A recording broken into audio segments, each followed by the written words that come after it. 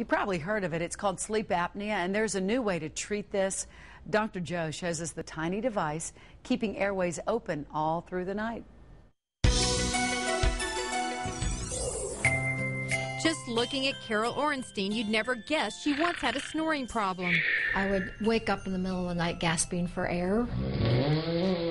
4 years ago, a sleep study showed she had severe sleep apnea, causing her to stop breathing a lot. I just knew over the long haul it couldn't be healthy for my breathing to be cut off several hundred times a night.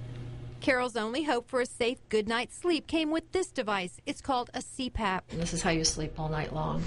The hose connects to a machine like this and provides continuous high-pressure air. The tissue, your soft palate, your uvula, your tongue, those muscles and tissues are all going to relax, get floppy, so when you fall asleep at night, you're not breathing. Dr. Glenn Adams is a sleep specialist at Sarasota Memorial Hospital. He says no question CPAPs work, but do have drawbacks for many patients. It tethers you to a machine that you have to wear. It's cumbersome, it's bulky, it blows air in your face. But about a year ago, Carol was offered something new. It had no hoses, no mask, and it was so tiny it fit inside a pocket. I was like, oh, I hope this works for me. It's called ProVent. This is how ProVent comes packaged.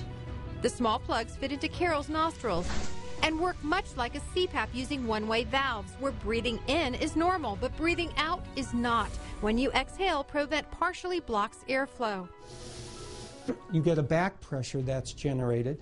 That back pressure transmits to your back of your throat, and it acts as CPAP. Enough pressure to push away floppy tissues that would otherwise block the airway. You can just feel yourself breathing. You hear yourself breathing.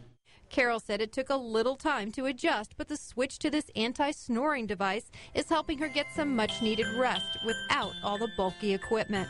It's not that CPAP didn't work, but the ProVent is just better, and I do feel better. ProVent costs about $65 a month, and it's not covered by insurance. It can only be used for obstructive sleep apnea. That's the most common type.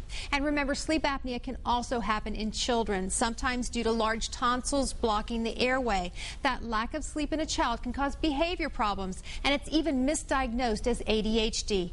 Bottom line, if you or your child might have a sleeping problem, talk to your doctor. I'm Dr. Joette Giovinco, Fox 13 News.